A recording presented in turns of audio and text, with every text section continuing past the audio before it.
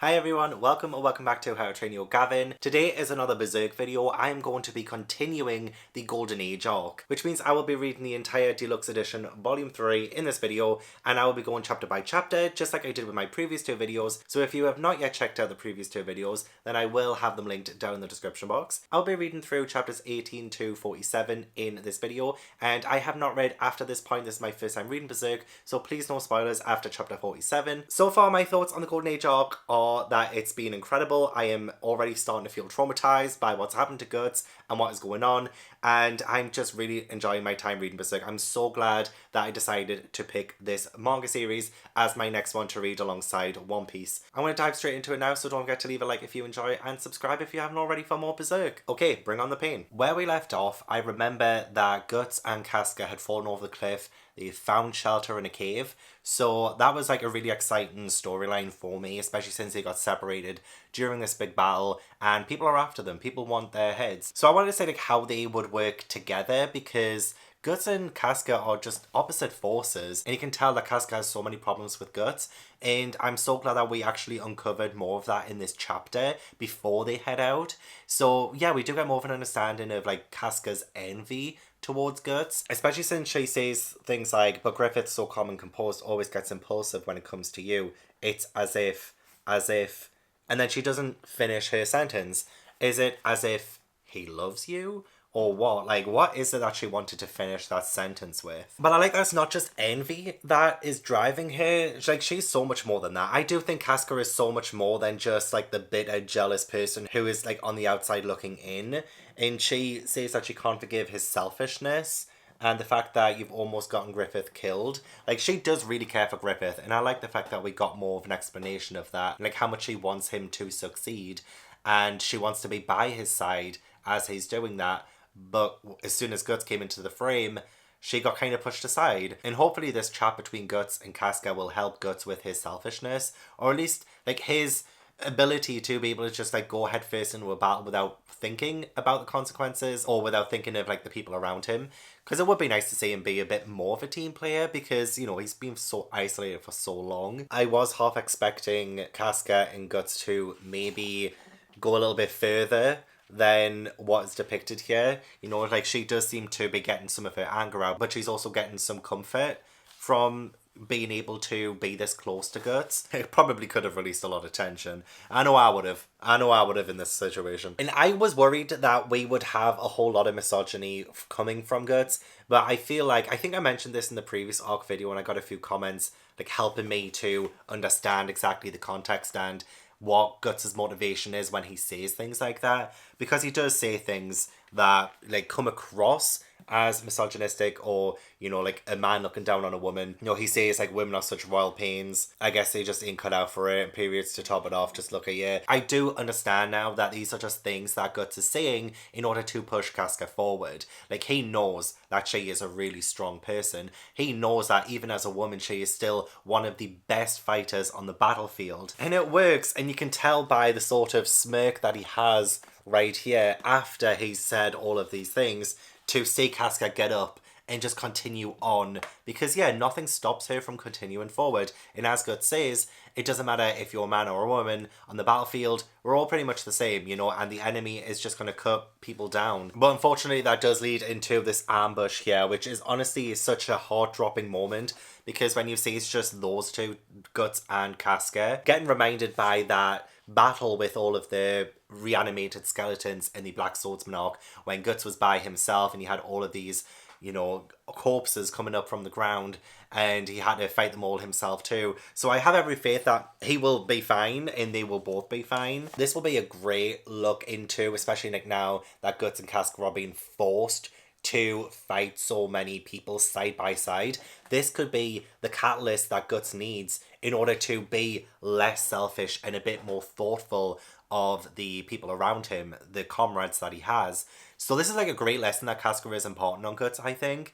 So, I mean, I could be totally wrong. I'm wrong on a lot of things. But I love the fact that this is what we're getting right now, and this is exactly what we need for the progression of Guts and Casca as characters. It really is a testament to Miura's art style, having a panel like this, where Guts is deflecting so many attacks from the big guy, I can't remember his name. And you can really see the deflections, you can see it even amongst all of that chaos. And half the time I do find it so hard to follow chaotic panels like this. But all of the lines, all of the detail, oh my gosh. I really do think that Kentaro Miura is my favourite mangaka in terms of illustration. And I know I haven't read a whole lot to be able to make that distinction just yet. But honestly, I am just in awe. I am absolutely in love with all of the art style. And when Guts steps in front of all the arrows that were headed for Casca, oh my gosh, he doesn't even flinch. And the fact that he's doing this as well for somebody who has opposed him for quite a while, like somebody who you probably wouldn't have called a friend beforehand, but he's doing it. He is just standing in front of Casca and he's just like saved her life. He keeps telling her to run and she doesn't want to. But then he does say, do you want to die somewhere like this? Is your dream like that cheap? Is that what you want? Go to Griffith. Now I'm also conflicted because I don't really want Casca to run away. I want her to be able to show her strength and be able to fight back. But also there are times and places for that. And maybe right here, right now is not the time for Casca. So I do hope that we do get more with Casca later on. Hopefully she doesn't even die. It hasn't even crossed my mind that she could literally die right now. But I feel like because she is with Guts, I feel safe for her. Because Guts makes me feel safe. So far. In one panel as well before I wrap up this chapter is this one where it looks like Guts has taken off his face. Like, can you see that? It just looks so vile. Even though part of me wanted Casca to stay and like fight alongside Guts, it is for the best. It was for the best that she did go. And it also just helped to be a lesson for Casca to be able to listen to Guts as well. Because just the two of them have had such bad communication for the longest time. And I feel like this chapter, like the past few chapters since they've been together, has been like a breakthrough for both characters. So having Casca like actually listen and do what's best for the situation is great. It's honestly, it's great character development. She does still get to fight though, which I'm so glad about.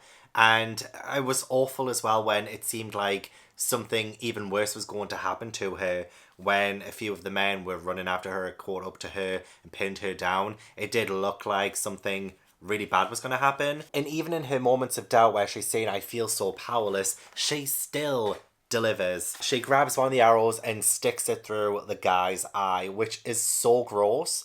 So gross. As she's on the floor is standing up for herself, despite everything that she's going through, despite what's going on with her body, despite how tired she is, despite all the pain she's in, she is still fighting to the bitter end. And I am glad that Judo at the end has shown up so that we can get some help for Casca and Guts. Guts is just proving how formidable he is. I literally laughed out loud when I saw this panel here where we have some of the mercenaries chatting amongst themselves, being like, hey, I don't want to die, you know, but then they get offered 5 times the bounty and they're like, should we try and attack him at once? Like, you can see them having this conversation and there's Guts just standing there, just scratching his face, just waiting for them to approach him. And then, of course, like, they don't last 2 seconds. I love how powerful Guts is. Like, he is extremely strong. And I think the only times he has a challenge when it comes to fighting is when it's something supernatural, something demonic, or Griffith, who could potentially be demonic and supernatural. I don't know. I seriously have no idea what is Griffith's deal. But yeah, when it comes to the humans, when it comes to the fighting, Guts just cuts them down so easily. And I just love seeing the power that he has. I think I just found one of my favourite new panels. This one. Just after he's taken down 100 men. On his own. Whoa. Guts is probably like the most powerful main character I've ever read. Like in anything. He just took down 100 men. They all came at him at once and he just chopped them down as if they were nothing. And they were nothing to him. I love the fact that we got some internal dialogue with him though. Himself saying, what the hell am I doing in this dumb place, risking my life so cheaply? Is it for her? No, probably not. Right now, no time to think. All there is now is how to cut, how to kill, that's all. And I felt like that was such a great way to look inside Guts' mind as all of this is going on. Because sometimes I'm like, does he just have like white noise in his brain? Does he think about anything as he's fighting so many people? Is it better not to think about anything? But it looks like we do have this big internal struggle with him as he is doing this. And I just know that this has changed Guts and Casca dramatically. Especially when you say like how happy Casca is to see that he's still alive, and even like the sort of cheeky grin that Guts has right now, you can't deny that something changed between them during this entire thing. And I'm so glad. I am so glad. Hopefully this means that they will be stronger moving forward. They will be able to fight together side by side. And who knows, maybe like develop an even deeper friendship. Especially when it comes to Griffith too. So hopefully there isn't too much residual envy there. And especially since as well Judo tells Casca that Griffith wanted both of them to be found because both of them were vital to their, what was it called again? The Band of the Hawk. And just look how happy she is. Like, I'm getting so invested in these characters. I always was with Guts, I guess, but it took a little while to get into Casca in Griffith, I think. Like, Griffith has always been so interesting to me, but I wouldn't have said, like, I was invested in that I want his safety or his survival. I mean, obviously, we did see some things happen to him that we saw in the Black Swordsman arc, but, like, with Casca, I have no idea, like, what happens to her after this? And now I've gotten to a point where I need Casca to come out of this unscathed, okay? I really am loving Casca at the minute and her characterization, her development. It's just been so good. But also, is this Puck? Is this Puck? Because Judo says something about an elf in a travel entertainment troupe. And yeah, there was elf dust that will help heal Guts. And like, you don't say their face or anything, so it could be any elf, I guess. Even though Judo does say not too many people believe in them these days. So they are rare, but they exist. So could that be Puck? Is that Puck? Oh my gosh. I love that because that means that Puck has inadvertently saved Guts. Because the elf dust that Judo gave Casca will be able to help Guts' wounds and like heal him. So is that Puck? Come on, you can tell me. I don't mind. Although I'm sure I will probably find out at some point. Maybe. Unless it's up to interpretation. The Holy Purple Rhino Knights. Have we got ourselves a challenge? To be fair, whoever that is looks so scary. We have really seen a much deeper side of Guts, and I feel like Casca's really helped him come to some realizations, maybe, or at least his time with Casca, and I guess the isolation away from the battlefield for a little bit to then end up fighting.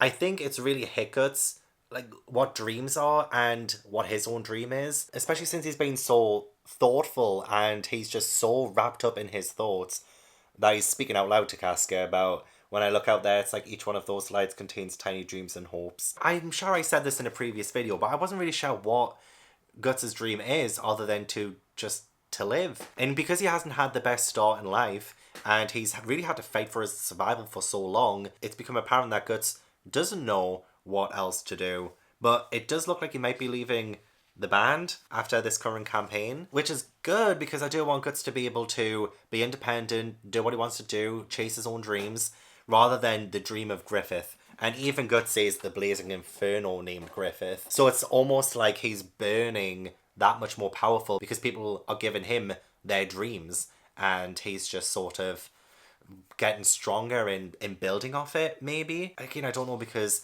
he is still such a mystery to me. But I did love the talk between Guts and Casca and just how deep we went. It is really shocking to see Guts be so open and honest. I laughed so hard though when Griffith came back and Guts pushed. Did he push or did he like slap her bum or something? I actually don't know. But Casca's face is hilarious.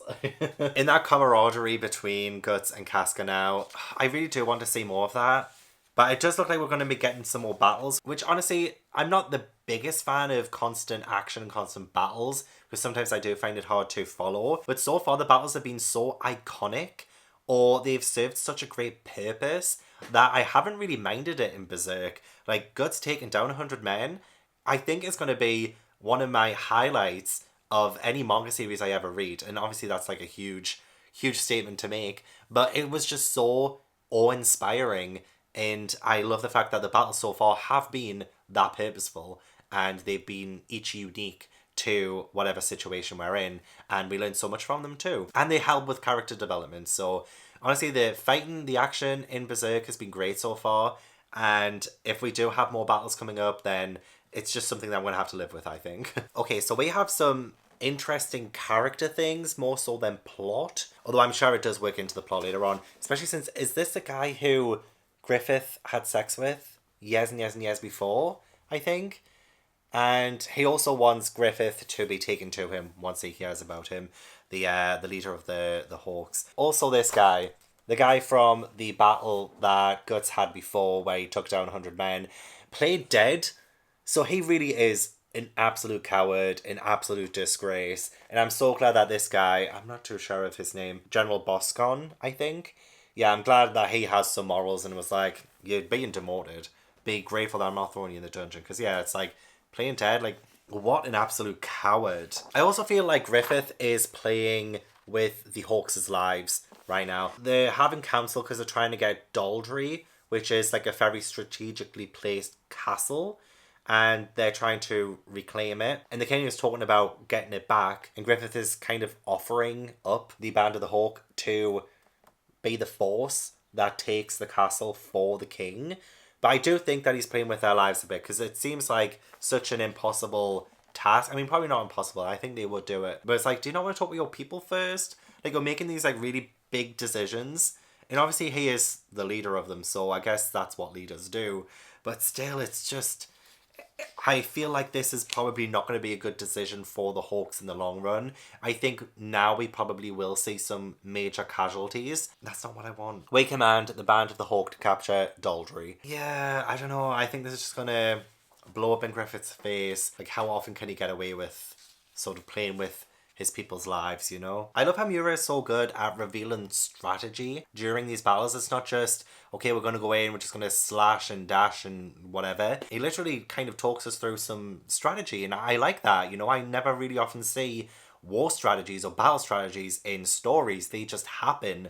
So it's a really nice, refreshing change. And I think I was right about that guy from the previous chapter, because, you know, we do have him saying that Griffith was his lover, an intoxicating phantom, and he wants to make him his again. So I doubt that will happen, and I doubt Griffith would let that happen. He seems like such a creep. I love how we have that person on the opposing side. I think he was the commander, and he is just like going through, they seem so stupid and so pitiful. Let's see how you fare against, and then instantly cut aside. And we have Guts and his men just slashing their way through. It's like, don't think about it, just go for it, you know? So the battle is really on right now. I always love when Miura changes the art style, even for just a minute. So we have this panel here with Guts, and then this. Ow. Like, tell me this is not one of the most detailed and most gorgeous panels of Berserk ever, right? Like, what? This is...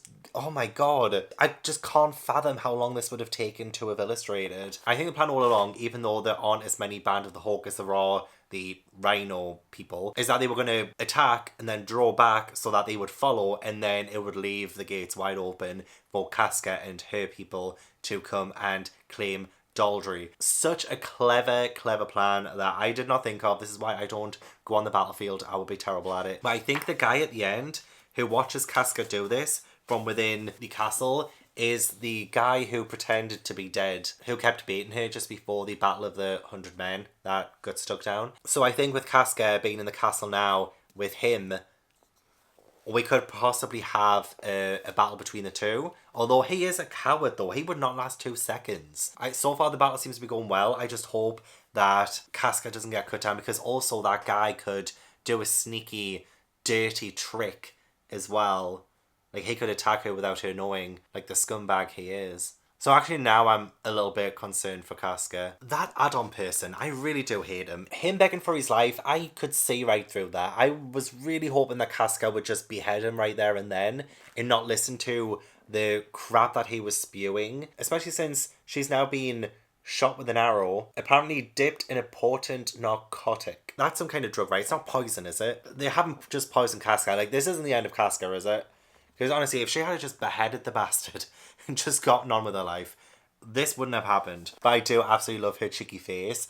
Like, every now and then, you know, even though Miura has this really detailed, gorgeous art style, every now and then we do have these really cartoonish drawings of the characters, and I love those so much. It adds so much more relatability and humour to the characters. So when Casca's doing this little face, I love it. It's so funny. It really is going to be the downfall of that scumbag who slept with Griffith, who really wants him. I keep forgetting his name. I think it was Genin or something. And the fact that he is now kind of leading the charge, he's gone out on the battlefield himself, he wants Griffith so badly, that's going to be his downfall. He's not thinking about the greater good. He's just thinking about himself. So that's not going to end up well for him. Oh, I almost forgot about this part as well. When Casca's fighting Adon, and she's like so strong, and he can't believe it because of the last time they fought, and she says, I wasn't in top form then, women have their own set of circumstances, and he shouts, what, are you telling me you were on your period? And she's like, don't shout it.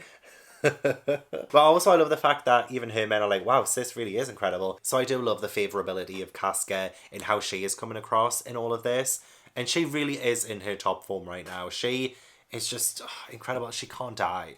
She can't die from a stupid arrow. I knew he would play dirty. I knew he would fight dirty. So hopefully Casca can overcome that and like rise above it. And just cut his head off, please. Who is that horseman? There is a random horseman watching the fight, and Guts has lost his sword, and he has nothing to fight against the commander. And yeah, this mysterious swordsman just throws his sword, and it lands right in front of Guts. It's a huge sword as well. Probably not as strong or as amazing as Guts' own sword, because that one's just too iconic. But still, it's enough to stop the commander, Boscon or whatever it was called, in this really epic, amazing battle between Guts and him. And he gets taken down. And we end the chapter even more amazingly with Casca and the gang at Daldry, and they have claimed the castle. It was quite epic. It wasn't as long or as drawn out as I expected, but I think because they had such a good tactic and they worked together so well, it allowed them to easily overcome the enemies in this battle and get the castle in the meantime. It's so good. And I'm so glad Casca took down that swine add-on. I mean, she knocks him down, she slices his like face open, but there's still a part of me that's like, is he actually dead? Is he actually dead? Is he just playing dead? I don't think so. I think she actually killed him then. And that is great because I wanted her to have this win. One thing I haven't mentioned too much about Berserk as well is faces.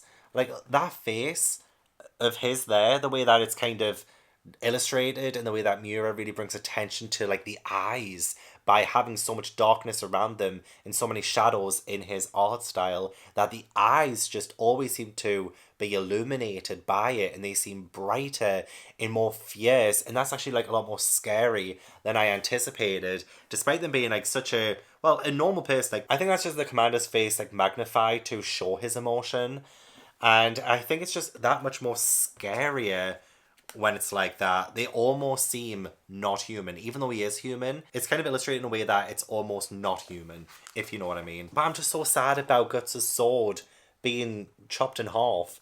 Like, I never thought that was possible. But hopefully it's fixable. It's too iconic to just throw away now. Oh my god, it was Zod. Zod was the one who threw the sword for Guts. Why? He does mention an eclipse. The eclipse will soon come, and the demon advent approaches. So I imagine that's not just like a regular eclipse where the moon goes in front of the sun and just blocks it out for a few minutes. It's something a lot more sinister than that. And for some reason, Zod wants Guts to be alive for that. Why? Okay, intriguing. I'm glad we found out who it was though now. Was I supposed to have known? I feel dumb. I feel dumb if I was supposed to have known that it was Zod. I'm so glad we had the conversation between Griffith and, I keep forgetting his name. There are so many names to remember. Lord Genin, the one who he shared that night with. And honestly, it just shows you how pathetic this man is, because he keeps saying like how much he has longed and yearned for him again, and because of his yearning, he left the castle unprotected, essentially. He went out when he should have stayed there and had all of those men protect the castle, but instead he made sure that Griffith would be okay throughout the entire thing, although he would have been anyway without his protection, I'm sure, and sacrificed everything just for one more night with Griffith. And I'm just like, what a pathetic man. And it was such an impactful moment when he asks, you don't resent me, do you? And Griffith says, I do not resent you, Excellency. Resentment, endearment, nothing. I simply have no emotional interest in you at all. I just took the liberty of using you when the opportunity appeared. You were like a stone lying by the side of the path I walk. That and nothing more. Oh, that is the biggest burn I've ever heard in my life. I'm so glad that Griffith killed him. He did not deserve to live. He was pathetic. Absolutely pathetic. What an impactful scene. I loved it. That was probably my favourite moment from this chapter. And just the victory in general. Everyone said it would be too hard. And especially since it was only the Band of the Hawk that did that. It was only them and no one else. They got this victory. I'm so excited to see what becomes of this. and the implications of this victory and just how powerful they are. They are unstoppable. But also, does that now mean that Guts will be leaving? Because he did say that this was the last campaign that he was doing with them, and after the battle he would be leaving. Now there's actually mention of an eclipse, I'm kind of scared of what that actually means. And Guts needs to be with everyone during that, because it's probably some kind of demonic thing, as Zod kind of pointed out. The shit stirrer's back. I hate him so much. He is honestly such a bitch. I think his name was Foss from the previous ARC video that I did. Yeah, I think his name was Foss, and he was planning stuff then. He was stirring the pot, he was spreading rumours, doing this, that and the other. He was a little bitch. But what surprised me actually is the fact that the Queen is arranging the death of Griffith with them. There is this whole plot, this whole ploy to kill Griffith with poison, which will not work because obviously the last time they tried to kill Griffith with an arrow backfired dramatically.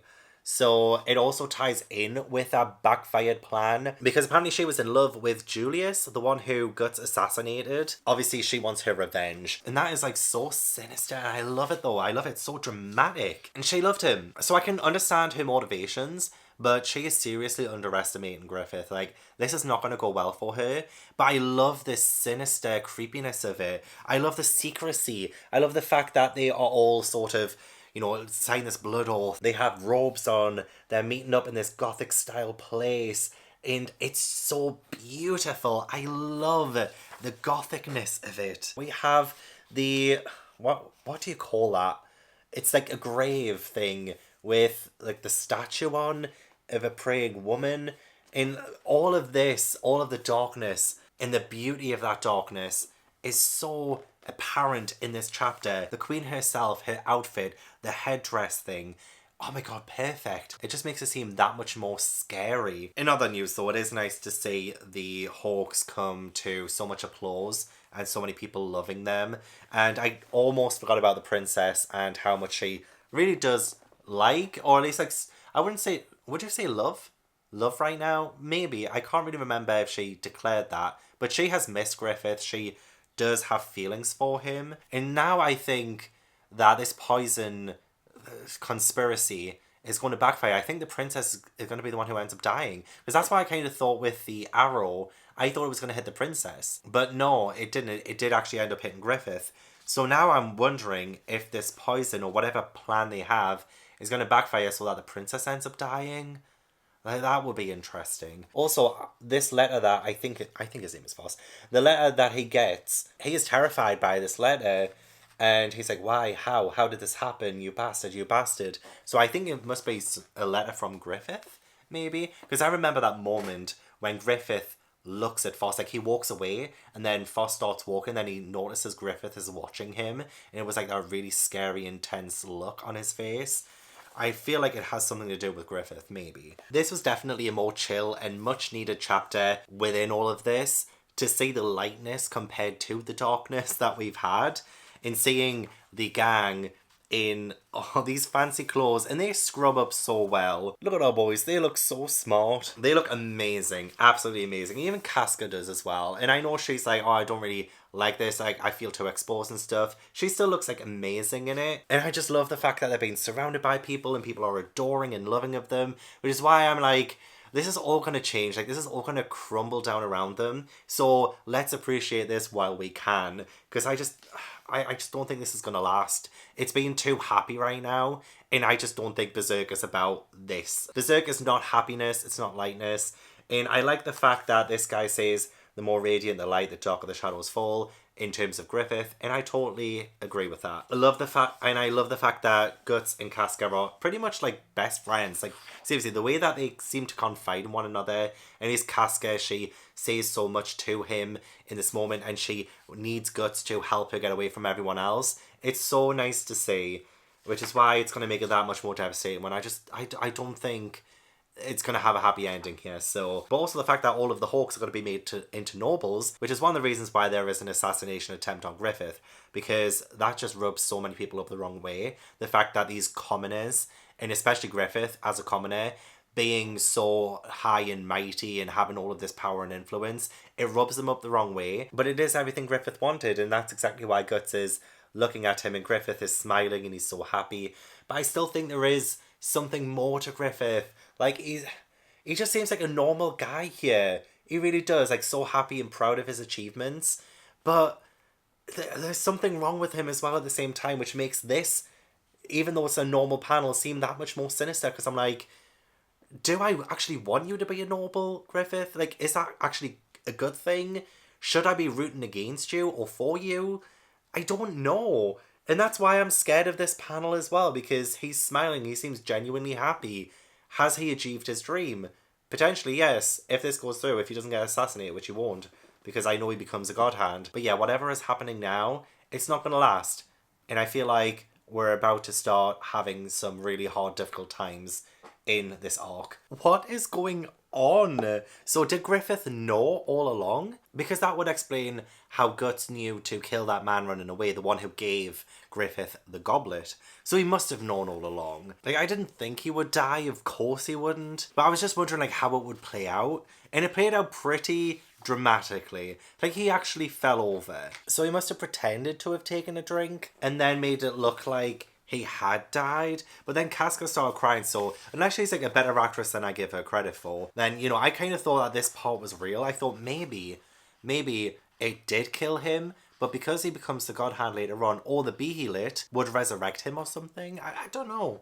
But the fact that Guts killed that man who gave him the goblet, that's when I kind of started clicking, like, oh, he seems so calm. It's like he knew. But Mr. Foss, was that letter then from Griffith making him or forcing him to be on their side in this? Because as soon as he leaves the room where the Queen are, where everyone who conspired against Griffith are, the room starts to go up in smoke. There's fire and they can't escape. And I love the fact that the Queen is getting her comeuppance like straight away. The fear in her eye. Again, the focus on eyes and faces in the Berserk series. Is there a video on just faces and eyes on YouTube? I'm gonna have to look that up, but then I can't watch it because of spoilers, but you know. But yeah, Griffith is fine. So I think he got Foss to play both sides. But how dramatic. I knew that stare down between Foss and Griffith would come back. I knew it was important. I knew it had something to do with this. So yeah, Foss changed sides, essentially, because Griffith was holding his daughter captive. Essentially, like, he hired some men to do that and then got Guts to kill those men. But yeah, the poison he had was actually this potion thing that made him close to death but not actually die. So that was like really smart. That was really smart thinking. But seeing the place go up in flames, seeing the Queen be so angry, and yet again we have the eyes. Like, look at her. She is terrifying. I'm kind of sad this is where she dies though, because I just feel like, I don't know, like, she could be some kind of really vengeful villain. And I don't know, maybe she can become demonic or supernatural and still have this really scary design with her headdress and her clothes and her big scary eyes. I'm just like, And I love that Griffith really did get his revenge on her. It's like nobody messes with Griffith. Why would you even try? I don't know if there will be ramifications for the death of the Queen, so we'll see about that. I don't even know if the King cares about her that much, to be honest. Just with their relationship, it didn't seem very emotional or romantic. And exactly what I said about Griffith when Foss says, how when he's done so much can he smile innocently that way? Yeah, literally that's what I said before about that smile he has. I'm just, why? How does he have the audacity to smile after everything he's done? But at the same time, I'm rooting for him, but I'm not rooting for... I am rooting for him. He hasn't done anything... He has done so much. Oh, do you know how confused I am? I don't know if Foss will last too much longer, though, because he's probably the only person left who knows about the whole thing. And he's just a little shit stirrer, a little backstabber. I don't think he will try and pull something again, because it's probably scared the life out of him. But that's like the one loose end. I don't think Griffith would leave a loose end. But I could be wrong. It seems very clear to me now, actually, that the words that Griffith said at the fountain to Charlotte, he said something about people being too weak and they won't be able to be on his level or like by his side or something if they're too weak and they don't have their own dreams and stuff. And that obviously did resonate with Guts, and I thought it would, but not in the way that I imagined. So it looks like Guts is leaving and he wants to still stand by his side, but to attain something of his own. He's the only one I can't stand looking down on me. So I think he's off to find a dream or something, or to achieve something. I don't know, but it's nice to see Guts really want to work towards something other than just killing on the battlefield. And as we see in some flashback moments, like when he killed his father, like the father figure that looked after him, and you can see him really thinking about life and where he is and his place in the universe. It's really resonated with him, and this is something that I didn't expect of Guts after the Black Swordsman arc. I didn't expect him to have these kinds of ambitions or to think outside of the battlefield. But apparently he does, I think. I mean, I still don't know what it is that he wants to achieve. But it is nice though, and really nice as well, that he has had these 3 years, and he even says he's been taught about camaraderie, and like having them has just been so good for him. It's nice to see them like try and stop him in a way. I'm in love with anything wintry, so to have some of this set during winter as it's snowing is my life. It is my life. Please tell me more Berserk adventures coming up is set during the winter, because I love seeing the snow. I love the atmosphere of it so much, and for it being in such a dark series, I don't know, it feels extra beautiful to me. I probably don't give Judo enough credit as well, actually. I really have liked the way she has been portrayed, and I like her dynamic with Guts.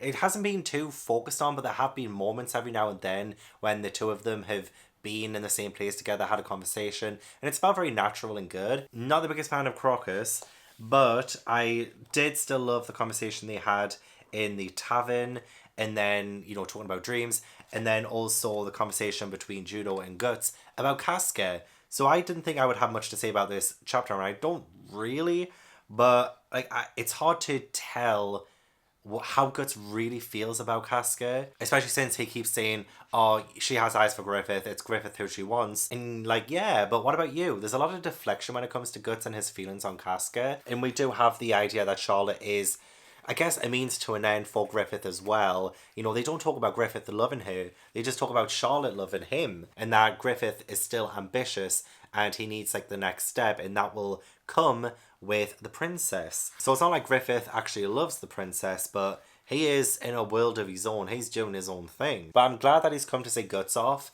along with like Casca and a lot of the other Band of the Hawk members.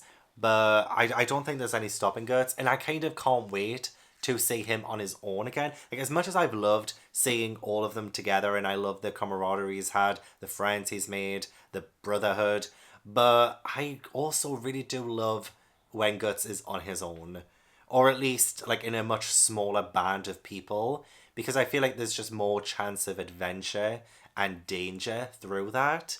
And I'm kind of ready to move on from the whole military war battle aspect that we've been having with getting Griffith to where he needs to be. So I do have an open mind with Guts leaving them. I will probably miss them, but I am ready to see Guts on his own. Yeah, I should have known that Griffith would just not let Guts go that easily. I keep forgetting that in a way Griffith owns Guts from that first fight that they had together in Griffith 1. So yeah, now Griffith is like, reclaim your freedom. And I kind of like that. As much as I would have loved for Griffith to stand aside and be like, best to you, pal, take care. As much as like part of me would have loved that, because then it would have shown 3 years of progress between them, and that their relationship, their dynamic isn't one of dominance, but at the same time, it is dominance, essentially. And Griffith keeps saying, Guts, I'm making you do all of these cruel things, and you keep doing them, and Guts has this like, I can't explain it. This is so hard to do. I can't explain their dynamic that well, because I've never read anything quite like it. But like, Guts still does it, and he wants to be his equal. He wants to be someone worthy of Griffith's respect and admiration. So he's leaving for that reason, essentially. This is an incredible, incredible panel. I love it. Especially the sun shining on the sword. Does that mean that Guts wins? Or does that mean that Griffith maybe steps aside and lets him go? I don't know. Casca is very upset. And yeah, she has changed so much. She's come a long way since they first met. And even Judo is watching that and being like, does Casca even know that she's changed? So it's nice to see that Guts has been an influence and it has had an impact on the other characters in this. It's honestly just all things that I would not have expected. It's the opposite of what I would have expected after reading the Black Swordsman arc. There's some kind of mindfuckery going on here. Wow, okay, it was that easy. I wasn't expecting it to be over like that. It's hard because we saw Griffith's process. He was chucking it all up in his head about the best way to approach this fight. Deflection, doing this, that, and the other. And yet, as soon as the fight started, Guts had him. So I don't know if maybe part of him allowed him to go, but at the same time, we saw how badly Griffith wanted him to stay. And the claim that he has over Guts, it's like, if I can't have you, no one else can. And that's a huge thing to say how deep the need for Guts is in Griffith. It's really... It's so hard to talk about. It's so hard to talk about because I don't really understand the depth of what they're feeling for one another. I need to read more reactions on Berserk, the Golden Age arc. I need to maybe watch the anime of the Golden Age arc and just get a feel of what people think of this moment. It was such a big pivotal moment. Guts is now free. Guts is now going on his own adventure. I mean, I will miss the guys that we've met along the way. Well, maybe apart from Caucus. But other than him, I will really miss them. I'll miss the banter that they had with each other. But I'm ready for some solo actioning and to get scary again. I'm just so perplexed at how quick and easy that fight was. But it did have a point, right? Like, did Griffith... I don't know. Maybe Guts is really just that good now. And nobody can stop him. See, these kinds of visuals are the ones that I'm talking about. So this is the Skull Knight, I believe. And he is so terrifying to look at. I love the gothic style of it though, as I keep mentioning. Seeing the skeleton form, it just reminds me so much of the highs of the Black Swordsman arc. And this is what I want now. This is what I want from the Golden Age arc. I've had my share of the military aspect of it, the wars, the political intrigue from the royal family, the nobles, stuff like that. Great, but this is what I want. This is what I need. And while Guts doesn't fight him, he does tell him of the eclipse that's happening 1 year from now. So it seems like maybe this is the end goal for the Golden Age arc or something. Like maybe this eclipse, or maybe Guts has to try and stop the eclipse. Whatever the hell it means. Hopefully we get more information about it. It does remind me of how random Nosferatu's Zod was. It's like, what, do they just appear and then give you a warning and then go? Because that's what happened to the Skull Knight. He just gives his warning and goes. But like, what are we supposed to do with this? You know, other than it being a really scary scene, and it's intense because it's, I think, Guts' first night alone. It's intriguing, especially since he calls Guts the struggler. You are closer to death than anyone, thus you excel in escaping it. So when does he get his brand thing? When does he get that mark that attracts all the demons? When does that happen? That must happen in this arc, right? But then again, I don't know how far in the future the Black Swordsman arc is. So after the Golden Age arc, do we go back to the Black Swordsman arc afterwards, or is there a couple of arcs before we get to the Black Swordsman arc timeline? I don't know. This is like so intriguing though. I'm loving finding out more about this world. Also, we ended the chapter with Guts kissing Charlotte. So like that's his master plan. That's his goal. Getting into nobility kind of ticked off. And this seems like the first time they've been intimate, judging by Charlotte's surprise. So I think this is only brought on because Guts has left. So is this Griffith's way of dealing with Guts leaving him? And also, is Griffith going to hold this against Guts now? Is he going to hate him? Whew, I was not expecting such heat from this chapter. I don't even think I can show any of these panels in the video because I will get hit. YouTube would hit me with the raunchiness of this chapter. And yet it seems like potentially Griffith, because he seems so sad afterward, or at least he just seemed lonely or something, and he touches his shoulder. Maybe he's thinking of Guts.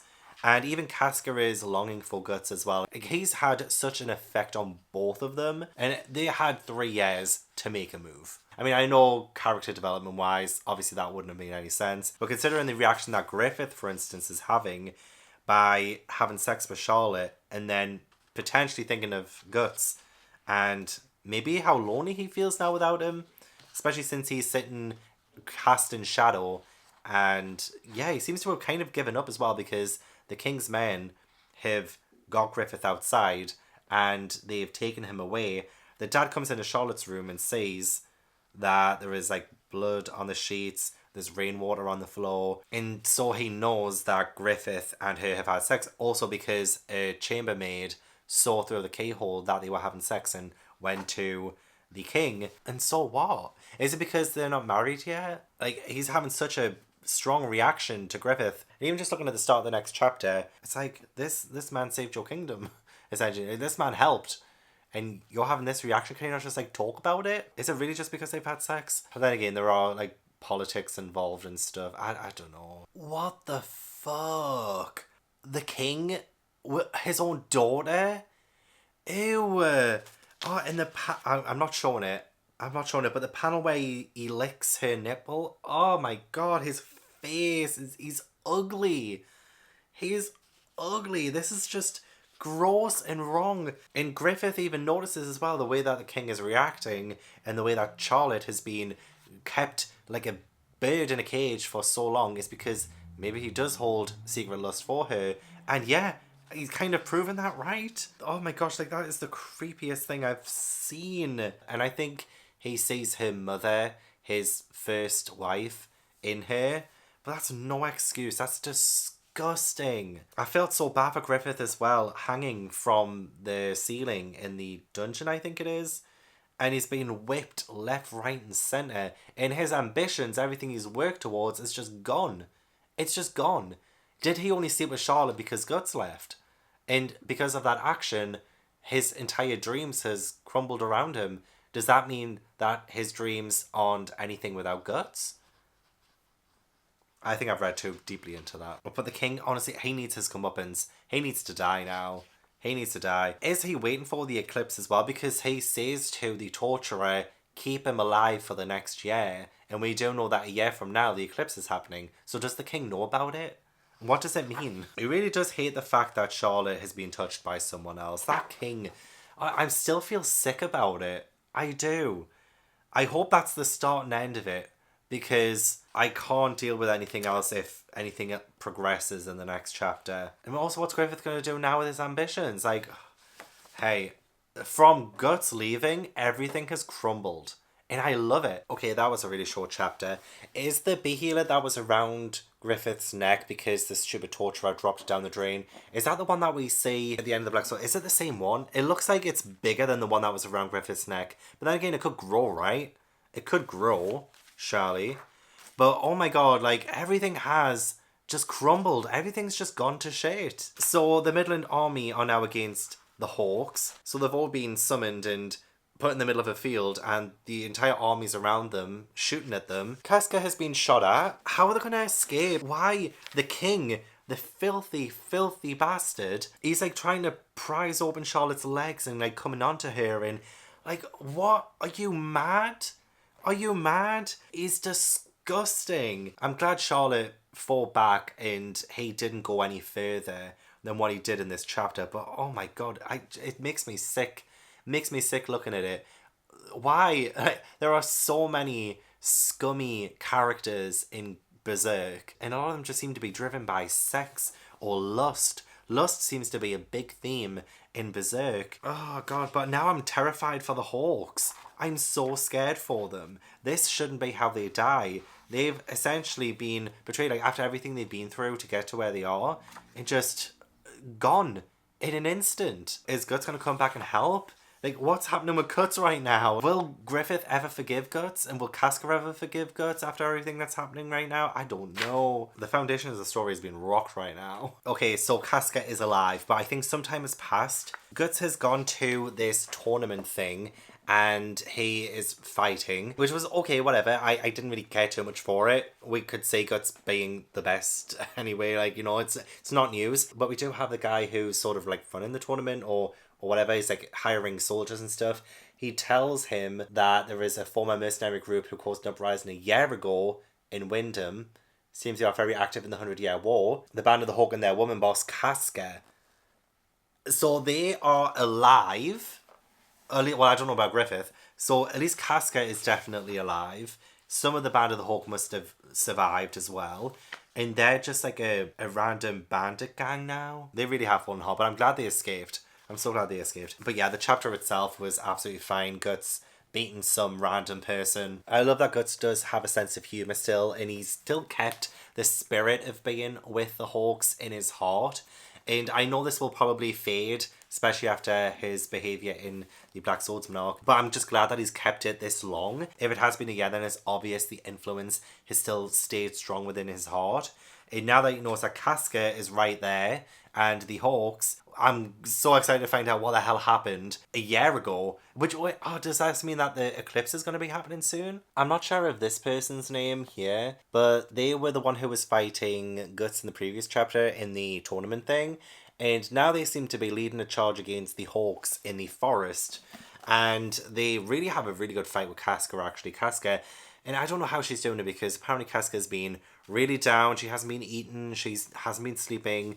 And I'm just like, how do you even stand up? Like, how do you still fight despite that? And honestly, the action between this person and Casca is epic. I especially love this panel here when it has like the different stages of it.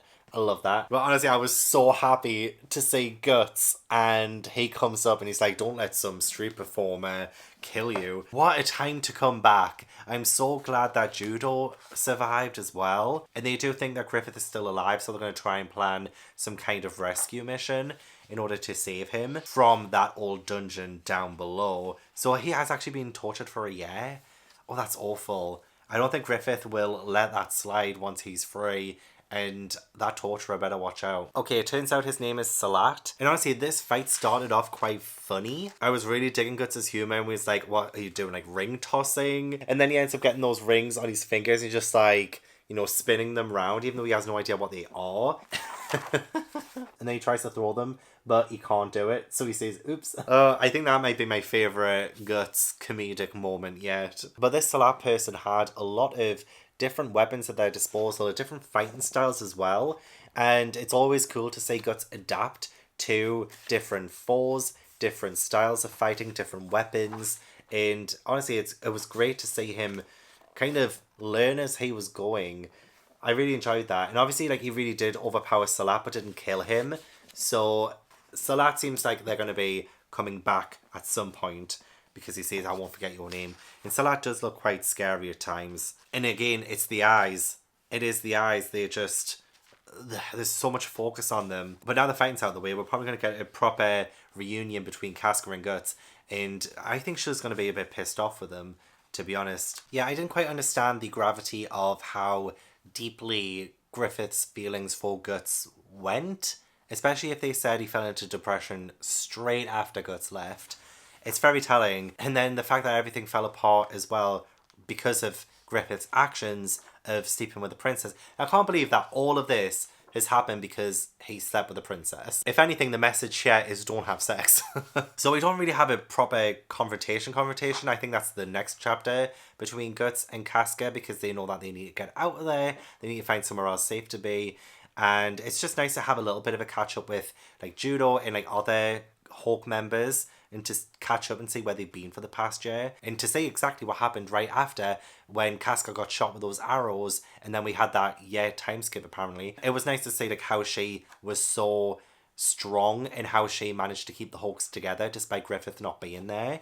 Really, really interesting stuff. And we also find out that Guts had been in the mountains as well, training, and yeah, he says nothing but wielding this really feels true. It's just my nature. So whatever Guts has been like looking for, it seems like his sword is his calling. Even though no time has passed at all really to me, I still feel like I missed the Hawks a bit. I kind of missed the good times, you know? But I was looking forward to seeing Guts by himself a lot more. But this is still exciting. This is now a rescue mission for Griffith. And yeah, I don't think it'll be easy, but it'll be really fun to watch. Oh my god, was Casca really going to try and end her life when she sort of stumbled backwards over the cliff? I mean, she needs to really stay away from cliffs. Guts is absolutely right. But yeah, she just feels so helpless, knowing that she will never be the sword for Griffith. Yeah, she was about to go over. She's so tired.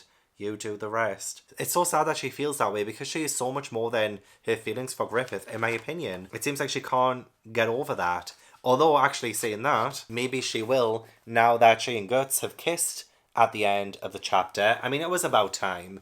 I was expecting something like this to happen eventually. And it is nice to see Guts be open and vulnerable like that, like he was a few chapters back, but like in a more intimate sense, because I just never thought he would be intimate with anyone. So even though I don't know where I stand on this, because they're talking about how it isn't really Guts' fault what's happened just because he left. And it's Griffith's own fault, really. Like, his own autonomy caused all of this destruction, essentially, and the caving in of the Hawks because of, I guess, his feelings for Guts and then him leaving and his depression and all of that. Obviously, like, Guts did leave and that caused the depression, but, like, what was Guts supposed to do? You know, you can't really blame Guts for that, and I don't think I blame Guts for that, but I do acknowledge that if he hadn't have left, this would have been a totally different outcome, you know? So I need to know how people perceive all of this interaction. I need to see what people think of Guts and like the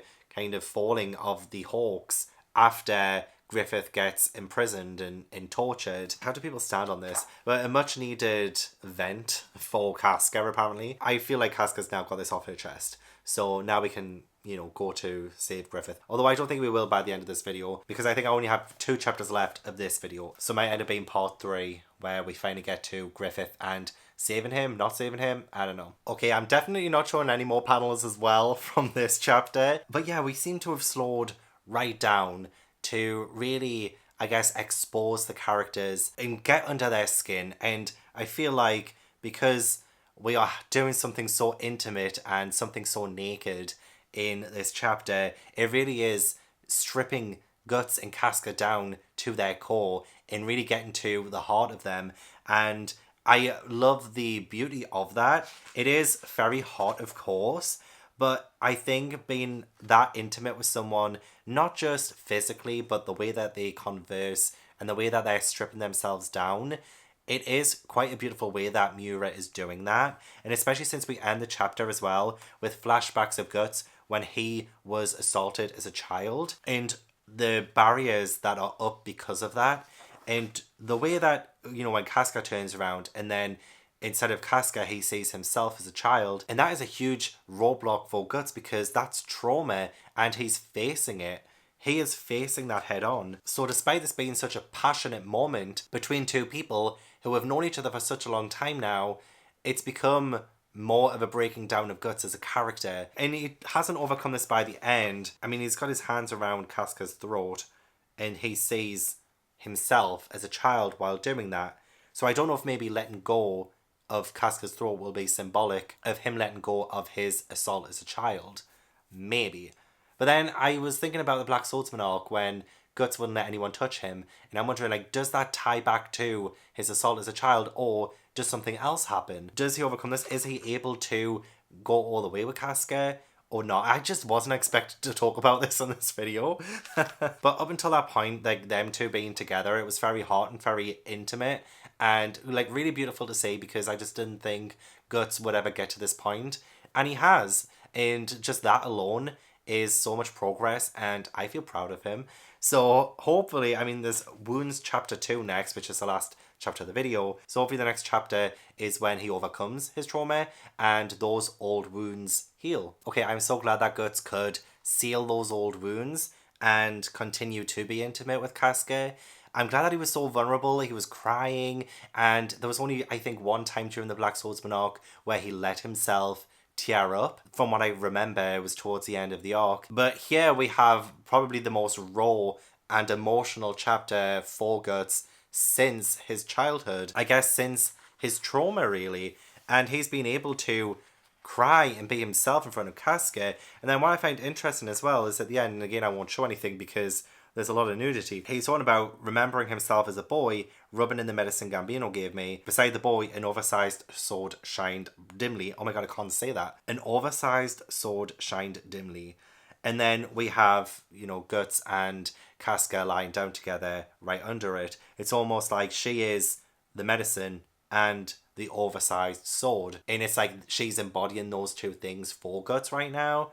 I don't know, I might have thought too much into that. And they've had passionate love together. And I wasn't expecting that. When you saw them both, when they first met each other, I just never thought this would happen. Like, seriously, it's it's great because it does show a lot of growth for Guts. And also we do get, and I feel like I can show this, we do get sort of a little Griffith there smiling despite being bloodied. I believe that's him at the same time as he's being tortured while Guts and Casca are doing it. Like, come on, we're on a mission. No, but I'm glad it happened. I'm glad Guts has been able to heal from that. So now I'm wondering if something happens to make him regress back into that scared boy, or at least like not wanting to be touched, as we saw in the Black Swordsman arc. So a lot of food for thought there. And honestly a bit of a weird one to end this video on, because yeah, we just ended with sex. We ended with like some dirtiness. That is volume 9 complete, at least. So I've read so much Berserk, and again, I'm still loving it so much. The Golden Age arc has been riveting and honestly so different to what I was expecting. It's felt like it's had different arcs within the arc, in all honesty. And I can't wait for more. I can't wait to find out what this eclipse is. Are we going to save Griffith or not? Like, what is going to happen next? I genuinely have no clue. So I'm excited for the ride. I'm excited for the next video. It'll probably be sooner than expected because I need to know what happens next. So that's the end of the video. Thank you so much for watching. I really appreciate it. Don't forget to leave this video a like if you enjoyed and subscribe if you haven't already. Leave all your comments down below. Did you agree with what I said in the video? Did you disagree? Just chat Berserk Golden Age arc to me, as long as it's not after chapter 47, please. I want to give a huge thank you to my patrons and my channel members. If you'd like to join my Patreon or my channel membership, then all the links are down in the description box. But yeah, I hope I will see you in the next video. Bye.